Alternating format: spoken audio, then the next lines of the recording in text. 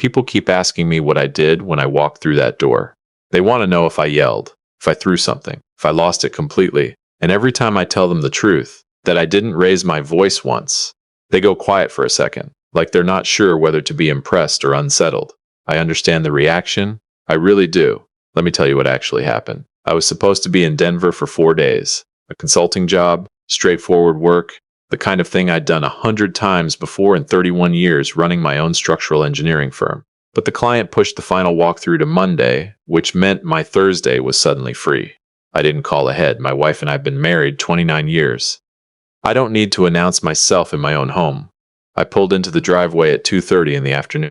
I noticed my son-in-law's truck parked along the curb. Not unusual. He and my daughter lived about 40 minutes north of us, and they stopped by sometimes.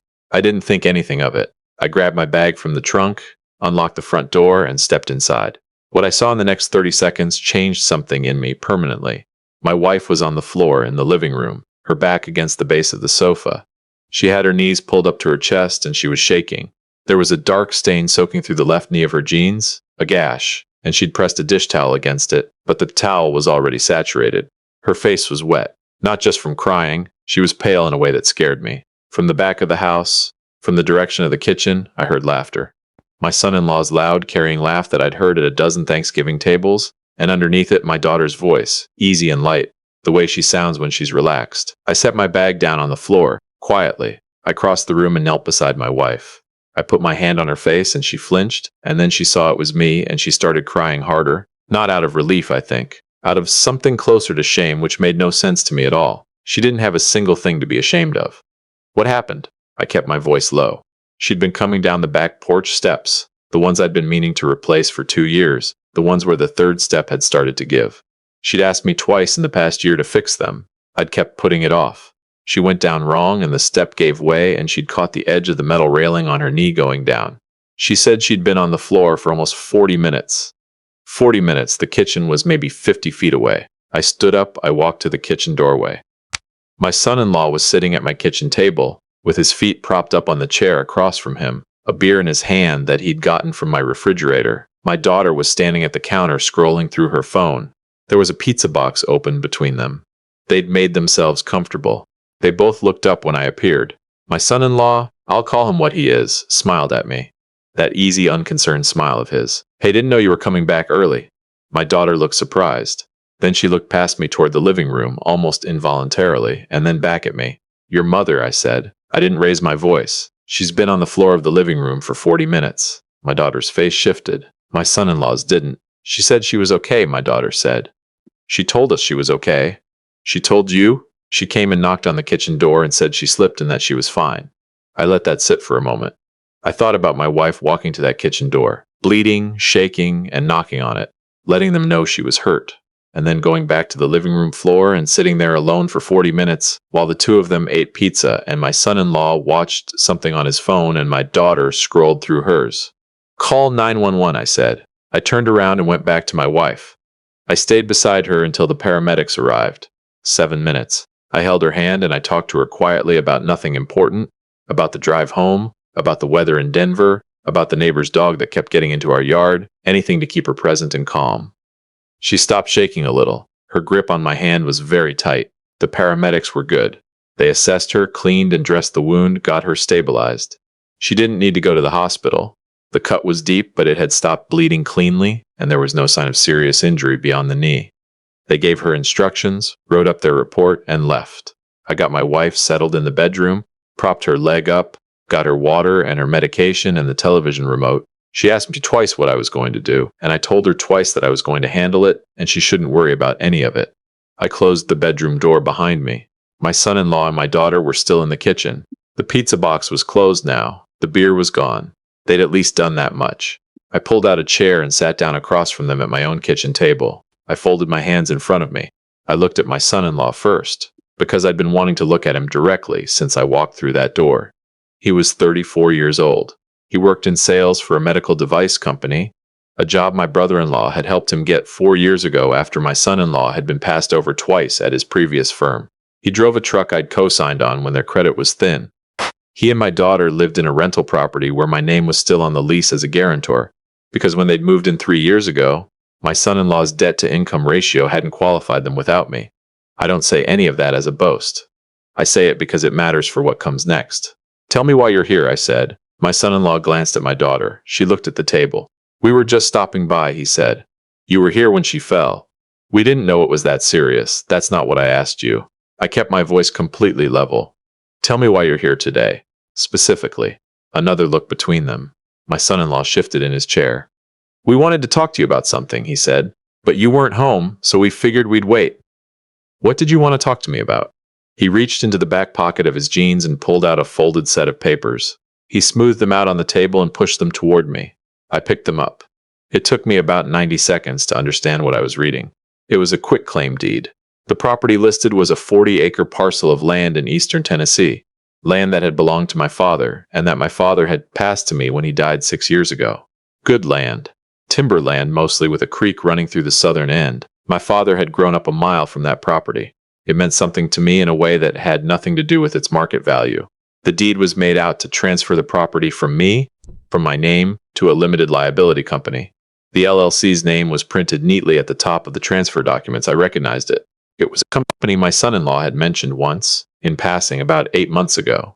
At the time, he'd described it as a land investment venture. He was starting with his brother and a friend from college. He hadn't mentioned my father's land. He hadn't mentioned my name. He'd just mentioned the venture casually, and I'd nodded and said something polite. I set the papers back down on the table. I looked at my son-in-law. He was watching me with an expression I can only describe as carefully neutral, the look of a man who has rehearsed this conversation. You brought a quitclaim deed to my house, I said, for my father's land, to transfer to your LLC. It's a good opportunity, he said. The timber market right now? You were going to ask me to sign this today. We thought it made sense to. While I was in Denver. He stopped. But I came home early, I said. And instead of your father-in-law sitting down at this table to discuss a business proposal, you found his wife bleeding on the floor and you ate pizza. My daughter made a small sound. I looked at her. She was crying quietly, not dramatically, just a slow, private kind of crying that told me she'd known this was wrong before they'd ever pulled into my driveway. Did you know about the deed? I asked her directly. She nodded. Very small. Did you know about your mother? She nodded again. Her voice, when it came, was barely above a whisper. She said she was okay. She was on the floor for 40 minutes. I know. She wiped her face with the back of her hand. I know, Dad. I'm sorry. I sat with that for a moment. Then I reached across the table, picked up the deed and the transfer documents, and folded them carefully along their original crease lines. I stood up and walked to the counter, opened the drawer where we keep the scissors, and cut the papers in half. Then in half again. Then I set the pieces on the counter. My son-in-law watched all of this without speaking. I came back to the table and sat down again. Here's what's going to happen, I said. I'm going to make some phone calls this afternoon. The first will be to the bank to remove you as an authorized user on the account that covers your truck payment. I kept my voice the same throughout. Not cold, not hot, just steady. The second will be to my attorney about the lease guarantee. I'll be withdrawing my name from that agreement as soon as the process allows, which I understand may take 60 to 90 days. I'll give you that time. After that, you're on your own. My son-in-law's expression had changed by then. The careful neutrality was gone. You can't just the third call, I continued. Will be to my brother-in-law, who helped you get your current job. I'm not going to ask him to do anything. I'm simply going to tell him what happened here today. What he does with that information is his business. That's not fair. I'm also going to contact my estate attorney this week about restructuring how my assets are held going forward, my father's land included. I looked at him steadily. It won't be available for any future proposals. He pushed back from the table. This is unbelievable. We came here to have a conversation. You came here to get my signature on a document transferring my inheritance to your company. On a day you calculated I'd be out of town. I stood up. And while you waited, my wife lay on my living room floor bleeding, and neither of you checked on her for 40 minutes.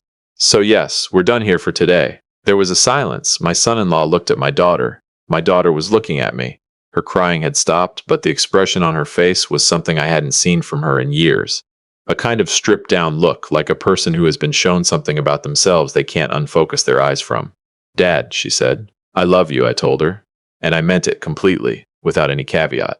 Your mother loves you, but what happened here today was wrong. Not just the papers, all of it. I paused. You know that. She didn't answer, but she didn't look away either. I walked to the front door and opened it.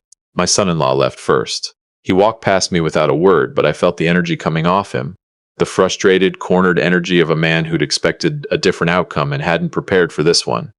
He got in his truck and sat there for a moment and then backed out of the driveway. My daughter stopped in front of me at the door. She was small. She always seemed small to me, even now at 31, the way your kids always seem smaller than they actually are. She looked up at me. Is Mom going to be okay? Her knee will heal. She's resting. She nodded. She stepped out onto the porch and then turned back. I really did think she said she was fine. I know you did. I looked at her. That's part of what worries me. She left. I watched her get in her car and drive away. I closed the front door. I stood in the entryway of my house for a long moment. The afternoon light was coming in sideways through the window beside the door, lying across the floor in long gold shapes. The house was very quiet. From somewhere down the hall I could hear the low murmur of the television in the bedroom.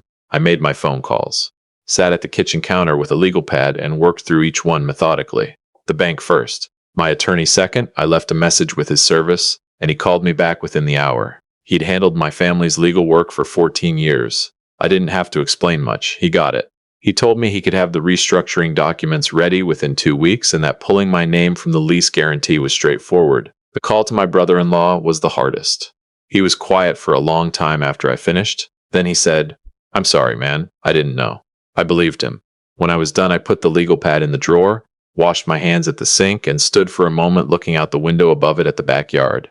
The porch steps were still there. That third one canted slightly sideways. I'd fixed them Saturday. I should have fixed them 2 years ago. I walked down the hall and opened the bedroom door quietly. My wife was propped against the pillows, her leg elevated on a folded blanket. The television was on but muted. She looked at me when I came in. "Done?" she asked. "Done." She moved over slightly to make room on her side of the bed, and I sat down beside her, on top of the covers, the way we'd done on Sunday mornings for almost 3 decades. She leaned her head against my shoulder. I put my arm around her. "She called," my wife said. "Our daughter. About 20 minutes ago." I waited. She said she was sorry. My wife's voice was careful, measuring each word. She sounded like she meant it. She probably did, my wife said. She stopped and started again. "She's made choices following him that I don't think she would have made on her own." Maybe. I looked at the muted television without really seeing it. But she still made them. My wife was quiet for a moment. Then she said, "What happens now?" I thought about that. About the next weeks, the calls that would need to happen, the conversations that would be uncomfortable in the particular way that family conversations about money always are. About my son-in-law's brother, who probably didn't know his partner had gone to my house with a deed behind my back. About my daughter, who had sat in my kitchen eating pizza while her mother bled 30 feet away, not because she was cruel, but because she had slowly over years gotten very good at telling herself that things were fine when they weren't. That's the part I kept coming back to, not the deed. The deed was almost simple in its way, an obvious, stupid grab that fell apart the moment I walked through my own door early. What stayed with me was the picture of my wife knocking on that kitchen door, letting them know, and then going back to wait alone. You raise a child, you watch them figure out the world, and then at some point, without quite noticing when it happened, you realize they've started figuring out how to manage you instead of actually being with you. The honest conversations become fewer, the check-ins become performances, and it happens gradually, slowly enough that you can almost convince yourself it's just how adult relationships are, a little more surface, a little less depth. I'd been convincing myself of that for a while. I wasn't going to do that anymore. What happens now, I told my wife, is that we take a few months and let things settle. The financial changes are already in motion. After that, we see what she does with it. And if she doesn't do anything, then we have our answer. My wife made a small sound that might have been agreement or sadness or both. She adjusted her leg on the pillow. I reached over and straightened the blanket under her knee without being asked. Outside, it was starting to get dark, the sky going that deep bruised blue it turns in October just before the last of the light goes. Through the window, I could see the first star of the evening appear over the roofline of the garage. My wife's breathing had slowed a little. The television light moved across the ceiling in quiet patterns. "The steps," she said suddenly, without opening her eyes. "Saturday," I told her. "You've said that before, I know." I kept my voice low because she was almost asleep. "Saturday for certain this time." She didn't answer. Her hand found mine on top of the blanket and she held on. The room got darker. I didn't turn on the light. This was what I'd come home to. Not the version of it I'd found at 2:30 in the afternoon. Not the blood and the silence and the laughter from the kitchen. Not the folded papers with my father's land in someone else's name.